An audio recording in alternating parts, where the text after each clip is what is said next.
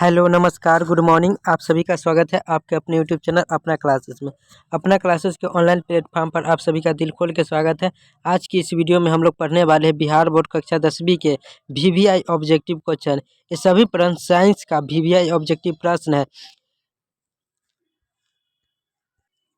मैं अभी 500 ऑब्जेक्टिव प्रश्नों का सीरीज चला रहा हूँ, जिसमें से यह पार्ट 7 है। इससे पहले मैंने 6 वीडियो अपलोड कर दिया है। अगर आप लोगों ने नहीं देखा है तो प्लीज़ आप सभी से निवेदन है कि जाकर देख लीजिएगा। ये पार्ट 7 है और ये साइंस का वीवीआई ऑब्जेक्टिव क्वेश्चन है।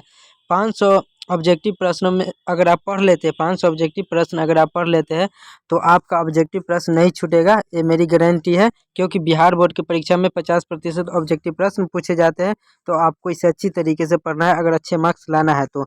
हम ज़्यादा बातें ना करते हुए सीधे प्रश्न की ओर चलते हैं। ये टारगेट का मॉडल पेपर है और कक्षा 10वीं का है और 2023 का मॉडल पेपर है। सीधे हम प्रश्न की ओर आ रहे हैं ज़्यादा बातें ना करते हुए।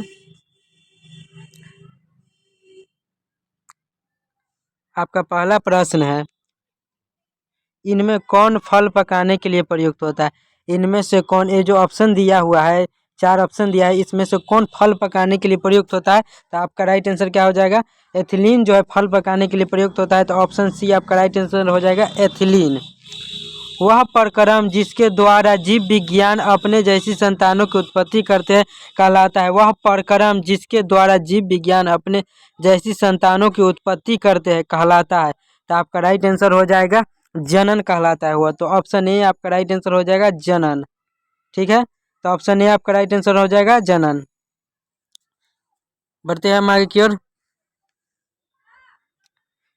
हम ज़्यादा बातें ना करेंगे और सीधे प्रश्न की ओर चलते हैं। आपका अगला प्रश्न है, सामान्य संकुचन रक्तदाब होता है। सामान्य संकुचन रक्तदाब होता है। आपका 59 नंबर क्वेश्चन है, सामान्य परकुंचन रक्तदाब होता है। तो आपका राइट आंसर क्या हो जाएगा? 120 mm होता है। आपने कभी डॉक्टर का जो रिपोर्ट होता है, ब्लड चेक होता है, उसमें देखिएगा तो आपका 120 mm लिखा रहेगा। तो ऑप्शन सी आपका राइट आंसर हो जाएगा। सामान्य होता है ये 120 mm। अगर इससे ऊपर जाएगा तो ब्लड प्रेशर बढ़ जाता है और इससे कम रहेगा तो ब्लड प्रेशर जो है नीचे रहता है। तो जो सामान्य परकुंचन है रक्तदाब का तो 120 mm है, इसे नॉर्मल समझा जाता है। तो ऑप्शन सी आपका राइट आंसर हो जाएगा। बढ़ते हैं हम आगे की ओर। पत्तियों में प्रकाश संश्लेषण द्वारा बना भोजन पादप के अन्य भागों में किसके द्वारा भेजे जाते हैं? पत्तियों में प्रकाश संश्लेषण द्वारा बना भोजन पादप के अन्य भागों में किसके द्वारा भेजा जाता है? तो आपका राइट आंसर हो जाएगा, वह फ्लोएम के द्वारा भेजा जाता है। जो भोजन पदार्थ होता है वो फ्लोएम के द्वारा भेजा जाता है। पत्तियों से बनता है वो प्रकाश संश्लेषण, जो खाना बनता है पत्तियों के प्रकाश संश्लेषण से, उसे पूरे पौधे में फ्लोएम पहुंचाता है खाद्य पदार्थों के। और बात करें जल की तो जल को जाइलम पहुंचाता है। अगर जो होता है जल जड़ से पूरे पत्तियों में पूरे पहुंचाता है कौन? तो जाइलम पहुंचाता है। जल का संवहन कौन करता है पौधों में? तो जाइलम करता है। और भोजन की बात करें खाद्य पदार्थों के तो वो फ्लोएम करता है। तो ऑप्शन बी आपका राइट आंसर हो जाएगा। और जल का बात करेगा तो जाइलम हो जाएगा। ज से जाइलम, ज से जल। और फ्लोएम की बात करें तो खाद्य पदार्थों को वह पहुंचाता है। आपका अगला प्रश्न है, उस पौधों का नाम बताएं जो कलम द्वारा कायिक परिवर्तन को प्रदर्शित करता है। उस पौधे का नाम बताएं जो कलम द्वारा कायिक परिवर्तन को प्रदर्शित करता है। तो आपका राइट आंसर हो जाएगा गुलाब का फूल। जो देखा होगा उसका टहनी भी आप रोप दीजिएगा, डांठ जो होता है तो वह कायिक परिवर्तन द्वारा वह लग जाता है। तो ऑप्शन बी आपका राइट आंसर हो जाएगा गुलाब। बढ़ते हैं हम आगे की ओर। कालाजार बीमारी किस रोगजनक के कारण होता है? कालाजार बीमारी किस रोगजनक के कारण होता है? तो आपका राइट आंसर हो जाएगा लेशमानिया। कालाजार जो होता है वह लेशमानिया रोग के कारण होता है। कालाजार बीमारी किस रोगजनक के कारण होता है? तो लेशमानिया। ऑप्शन बी आपका राइट आंसर हो जाएगा लेशमानिया। निम्न में कौन सा द्विलिंगी पुष्प है? निम्नलिखित में से कौन, ये जो ऑप्शन दिया हुआ है इसमें से कौन द्विलिंगी पुष्प है? तो आपका राइट आंसर हो जाएगा द्विलिंगी पुष्प कौन है? तो तो गुलाब का फूल जो होता है वह द्विलिंगी पुष्प है। तो ऑप्शन ए आपका राइट आंसर हो जाएगा गुलाब का पुष्प। मानव में घ्राणग्राही स्थित होता है, घ्राणग्राही स्थित होता है, मानव में घ्राणग्राही स्थित होता है, तो वो कहाँ स्थित होता है? तो आपका राइट आंसर हो जाएगा वह नाक में भी होता है, आँखों में भी होता है और कानों में भी होता है। तो ऑप्शन डी आपका राइट आंसर हो जाएगा इनमें से सभी। इनमें से सभी घ्राणग्राही जो होता है इनमें से सभी में पाया जाता है। तो आपका राइट आंसर हो जाएगा ऑप्शन डी, इनमें से सभी में पाए जाते हैं। बढ़ते हैं हम आगे की ओर। हमारे शरीर की सभी ऐच्छिक क्रियाएं नियंत्रित होती हैं। हमारे शरीर की सभी ऐच्छिक क्रियाएं नियंत्रित होती है, तो वो किससे नियंत्रित होता है? तो अनुमस्तिष्क से नियंत्रित होता है। तो ऑप्शन डी आपका राइट आंसर हो जाएगा अनुमस्तिष्क। आगे बढ़ने से पहले आप सभी से निवेदन है कि आपने अभी तक चैनल को सब्सक्राइब नहीं किया है, तो आप सभी से हाथ जोड़ के निवेदन है कि प्लीज़ चैनल को सब्सक्राइब कर दीजिएगा। आप लोग सब्सक्राइब नहीं करते, तो आप सभी से हाथ जोड़ के निवेदन है कि सब्सक्राइब कर दीजिएगा और वीडियो को लाइक कर दीजिएगा। आपका एक सब्सक्राइब और एक लाइक हम लोगों को ज़्यादा मोटिवेट करता है और भी अच्छी वीडियो बनाने के लिए। तो आप सभी से निवेदन है कि चैनल को सब्सक्राइब जरूर कीजिएगा। अगर अच्छे मार्क्स लाना है बिहार बोर्ड में के मैट्रिक परीक्षा में 400 प्लस अंक लाना है, तो ऑब्जेक्टिव प्रश्न को अच्छी तरीके से पढ़ना पड़ेगा, क्योंकि 50% ऑब्जेक्टिव प्रश्न पूछे जाते हैं। इसीलिए ऑब्जेक्टिव प्रश्न को अनदेखा नहीं करना, अच्छी तरीके से पढ़ना है।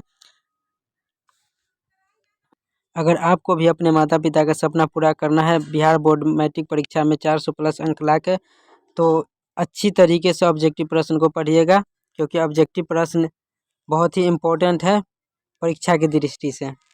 जंतुओं में वृद्धि हार्मोन स्रावित होता है। जंतुओं में वृद्धि हार्मोन स्रावित होता है, तो आपका राइट आंसर हो जाएगा जंतुओं में वृद्धि हार्मोन स्रावित होता है, तो वह किससे स्रावित होता है? तो वह पीयूष ग्रंथि से स्रावित होता है। तो ऑप्शन ए आपका राइट आंसर हो जाएगा पीयूष ग्रंथि। पीयूष ग्रंथि द्वारा जंतुओं में वृद्धि हार्मोन स्रावित होता है। बढ़ते हैं हम आगे की ओर। आपका अगला क्वेश्चन है, आनुवंशिकता का सिद्धांत किसने प्रतिपादित किया था? आनुवंशिकता का सिद्धांत यानी कि जेनेटिक्स, आनुवंशिकता का सिद्धांत किसने प्रतिपादित किया था? तो आपका राइट आंसर हो जाएगा मेंडल ने। आनुवंशिकता का सिद्धांत जो है कि मेंडल ने, गेगर जॉन मेंडल ने ही प्रतिपादित किया था। उन्होंने किस पौधे पर अब जो संशोधित किया था? तो मटर के पौधे पर संशोधित किया था। तो आनुवंशिकता का पिता यानी प्रतिपादित किसने किया था? पिता भी कहा जाता है आनुवंशिकता का मेंडल को। तो आपका राइट आंसर हो जाएगा Geiger John Mendel. Geiger John Mendel आनुवंशिकता का पिता किसे कहा जाता है? तो गेगर जॉन मेंडल को। और आनुवंशिकता सिद्धांत का प्रतिपादन किसने किया था? तो गेगर जॉन मेंडल। आपको ये सभी बात ध्यान में रखना है। हम बढ़ते आगे की ओर। आपका अगला प्रश्न है, स्त्रियों में लिंग गुणसूत्र होते हैं। स्त्रियों में जो लिंग गुणसूत्र होता है वो कैसा होता है? तो XX होता है। स्त्रियों में XX गुणसूत्र पाया जाता है।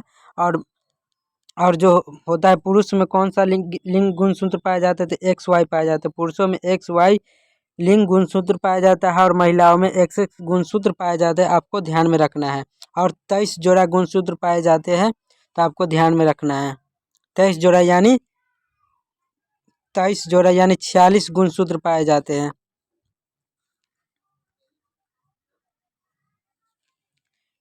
निम्न में से कौन जैव निम्नीकरण कचरा है?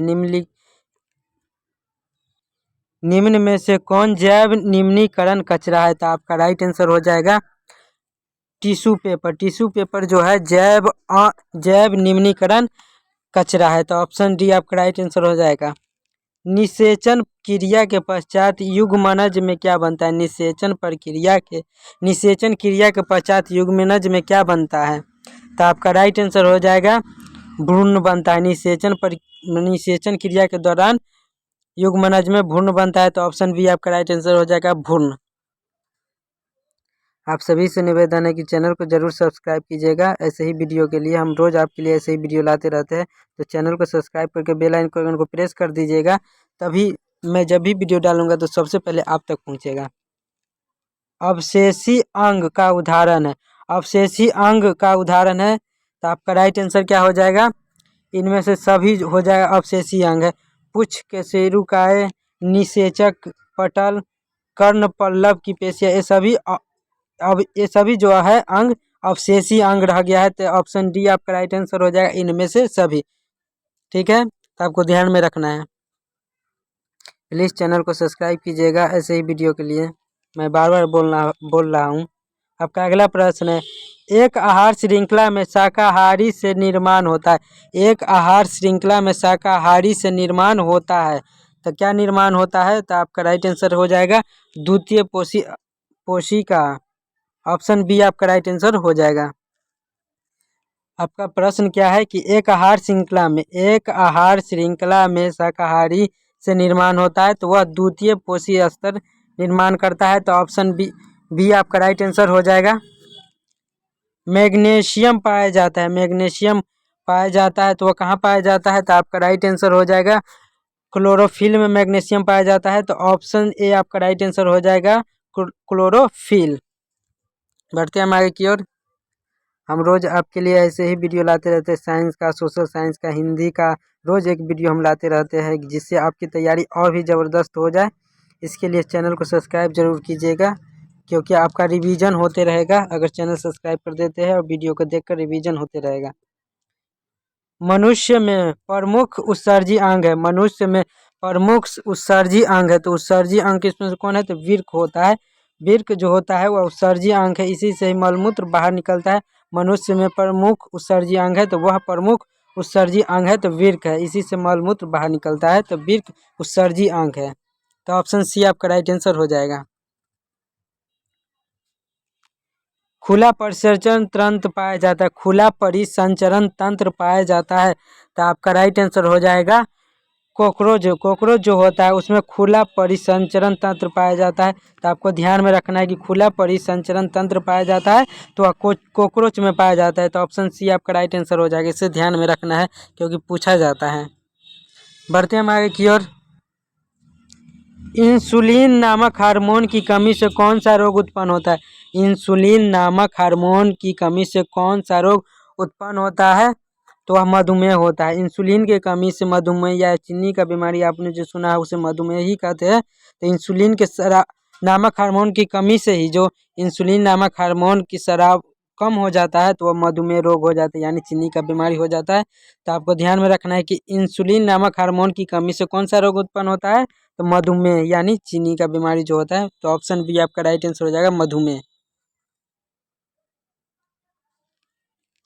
तंत्रिका जंतु की उत्पत्ति किस प्राथमिक ऊतक द्वारा होता है? तंत्रिका तंतु की उत्पत्ति किस प्राथमिक ऊतक द्वारा होता है? तो आपका राइट आंसर हो जाएगा इंडोडर्म द्वारा होता है। तो ऑप्शन सी आपका राइट आंसर हो जाएगा, इंडोडर्म। तंत्रिका तंतु की उत्पत्ति किस प्राथमिक ऊतक द्वारा होता है? तो इंडोडर्म जो ऊतक है उसके द्वारा ही उत्पन्न होता है। तो ऑप्शन सी आपका राइट आंसर हो जाएगा। हम आगे प्रश्न की ओर बढ़ते हैं। मनुष्य में वृक्क एक तंत्र का भाग है जो संबंधित है। मनुष्य में वृक्क एक तंत्र का भाग है जो संबंधित है। तो आपका राइट आंसर हो जाएगा उत्सर्जन। ऑप्शन सी, मनुष्य में वृक्क एक उत्सर्जी अंग है। तो ऑप्शन सी आपका राइट आंसर हो जाएगा।